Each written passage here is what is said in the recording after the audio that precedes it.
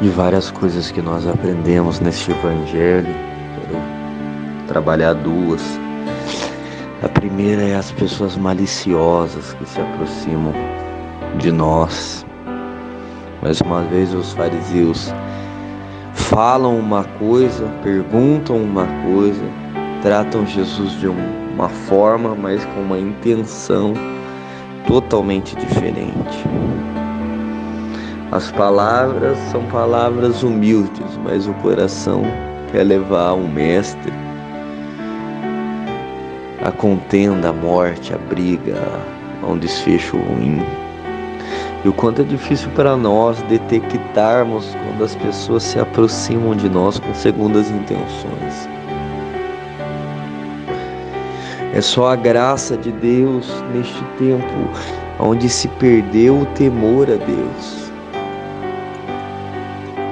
Uma pessoa que tem um comércio, que ousa acreditar em alguém, a pessoa não paga.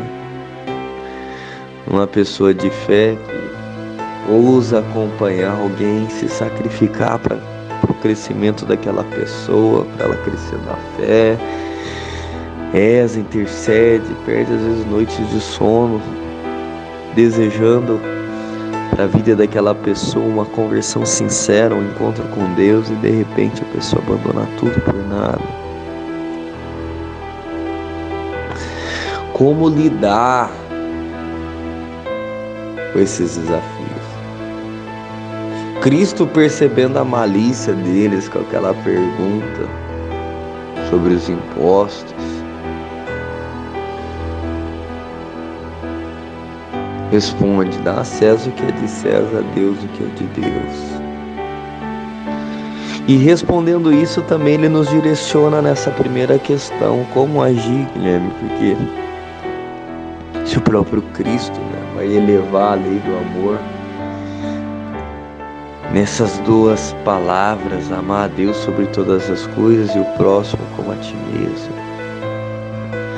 Então, quando nós honramos a Deus, damos a Deus o que é de Deus, ainda que percamos confiando em alguém que depois vai puxar o nosso tapete, ou vai agir de uma forma indiferente, ou vai pagar o bem que nós fizemos com o mal, traindo a nossa amizade, traindo a nossa entrega, jogando aquele esforço no ralo, a nossa consciência vai estar tranquila, porque acreditamos naquilo que a pessoa trouxe. Infelizmente, o pecado não é nosso, dele. Claro que isso deixa sequelas, claro que isso faz com que a gente vai desanimando com o ser humano, isso é natural. Mas quando o olhar está no Cristo, e aí você faz as coisas não esperando nada em troca, isso não é fácil. Falando aqui, mas não é fácil. No mundo real é muito difícil daqui viver. É um processo para você chegar nisso daqui, de fazer, se entregar e não esperar nada em troca. Nem das pessoas e nem de si mesmo. Por quê? Você vai conhecendo o pó que você é. Então, naturalmente, a gente vai vivendo bem quando conseguimos dar a Deus o que é de Deus. E dar a Deus o que é de Deus é em tudo, é a todo momento, é a toda hora. Custa, é sacrificante, é exigente. Isso que essa resposta de Jesus desconcerta os fariseus. De quem que é? Pega uma moeda aí, me mostra aí. Se tem uma moeda aí, tem aqui, Jesus, toma a moeda. De quem que é essa figura aqui? É de César, então dá a César. É isso daqui que vocês querem? Então dá a César o que é de César. Um menosprezo que Jesus trata o dinheiro, irmão. Jesus não é apegado nessa terra. Eles esperavam um líder terreno, eles esperavam um político. A política, ela tem algo espiritual nela também, que o cara fica fanático por aquilo. Essa daqui é de César, dá, tô. Agora Deus não quer moeda. Deus, ele quer a tua vida. E quando você dá a tua vida para Deus, você dá também a tua moeda. Você investe na evangelização, você gasta com um livro, você devolve o dízimo, você dá esmola pro pobre. O teu coração, ele vai ficando livre desse apego ao dinheiro. O cara que só honra a César, só quer o crescimento financeiro, só está apegado no dinheiro, ele dá a vida por aquilo, por um crescimento terreno. Tem uma frase, se eu não me engano, de São João da Cruz, que ele diz: quando eu deixei de procurar aquilo que era interesse meu, para buscar aquilo que é interesse de Deus, todas as coisas vieram em acréscimo.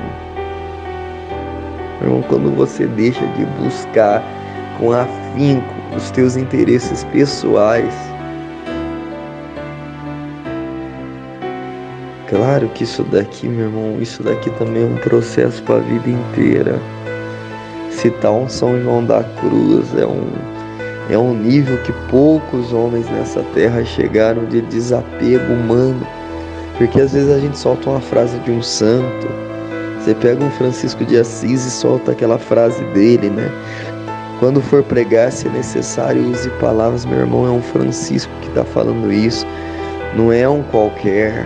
Você ouve isso na boca de todo mundo, de qualquer pregador hoje, falando ali para uma assembleia que nem saiu do pecado mortal ainda. Meu irmão, quando Francisco estava falando isso, não era um homem qualquer. Era um homem que a presença dele intimidava qualquer um. Cara. Imagina isso, você está diante de um homem descalço, com o pé rachado, vivendo uma pobreza, com um corpo esquelético, com um olhar brilhante, que a natureza encontrava Deus nele, os animais se tornavam mansos em relação a ele, as aves comiam na mão dele, porque a presença de Deus na vida de Francisco era tão grande, irmão, que era um novo Adão caminhando sobre a terra. Não é qualquer um falando uma coisa dessa. Então, quando eu falo também no São João da Cruz falando isso, é um homem que se desapegou totalmente das coisas dessa terra. Então nós vivemos uma faísca de cristianismo comparado ao que esses homens viveram. Uma faísca, porque quando vamos para a prática, a pessoa, por exemplo, apegada ainda, que não consegue dar a Deus o que é de Deus. Você fala de roupa, você fala de oferta, de esmola, de roupa no sentido de a pessoa abdicar de um pouco de roupa, de luxo. Ontem eu coloquei um status no meu WhatsApp aqui de um testemunho de uma mulher que está no purgatório há anos, uma mística da igreja. Foi para o purgatório e viu uma pessoa que não recebia alívio nas suas penas. E aí ela se aproximou dessa pessoa e essa mulher falava para ela: eu era muito vaidosa, eu não busquei muito pouco a honra de Deus, a glória de Deus, eu me vestia pomposamente, eu gostava disso e aquilo outro. Não rezava por ninguém, por isso que as orações não chegam até mim. E aí essa mística, Maria Viviane, se eu não me engano, ela pede para Deus a graça de padecer por essa alma que não chegava às orações. E aí ela vive 17 anos no sofrimento medonho, né? Tem uma inflamação na testa. E carrega essa enfermidade por um longo tempo e vê essa alma subindo ao céu, mas pediu o sofrimento dessa alma do purgatório para ela. Então, assim, coisinha que a gente não dá valor. Que a eternidade, meu irmão, vai nos punir. Não é a roupa, é o apego à roupa. Não é a roupa, é o não querer sacrificar algo que não é segundo o padrão celeste do céu, por orgulho, por vaidade, por modismo, por moda. Eu conheço o padrão do céu. Eu olho para a Virgem Maria, olho para mulheres que têm se configurado a ela, mas eu não quero. Por quê? Por que você não quer? Porque você é orgulhoso, porque você é orgulhosa. Pronto, isso daí já responde a tua pergunta. Você não tem pobreza de coração para se configurar a direção do céu. Deus te iluminou numa área da tua vida. Eu não tenho força para seguir.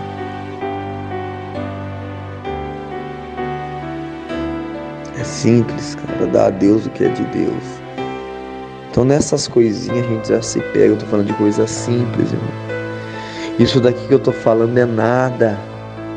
Isso daqui é coisa externa. Isso é farofa. Isso é...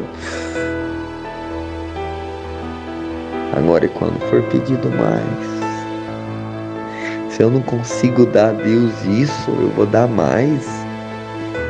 Quando for pedido um testemunho público da minha fé, quando eu tiver que arriscar vida, serviço, família, por causa do Evangelho, eu vou ter peito. Se eu não tenho peito nessas mudancinhas pequenas, meu irmão, sinto muito informar, mas você vai negar a tua fé. Você não vai ter estrutura para subir a escada que leva ao céu. Pensa nisso que eu estou falando. Em vez de você criticar, em vez de você bater de frente, ficar encontrando álibi para brigar com essa palavra, meu irmão, pega ela e medita com ela. Leva ela para a oração e fala: Senhor, o que o Senhor quer de mim? Que sacrifício, o que eu tenho dado mais a César, ao mundo, e tenho tirado de ti? Pequenos desvios, grandes transtornos. Mas quando você está no caminho, você acerta, meu irmão, por amor a Deus. Você se sacrifica por amor a Deus. Você entende que é Ele que está pedindo, e é para o teu bem este sacrifício. Você vai crescendo, você vai subindo. Você vai se configurando, você vai acertando, e a graça vai sendo derramada. A graça vai sendo derramada e a luz vai ganhando brilho para iluminar essas trevas.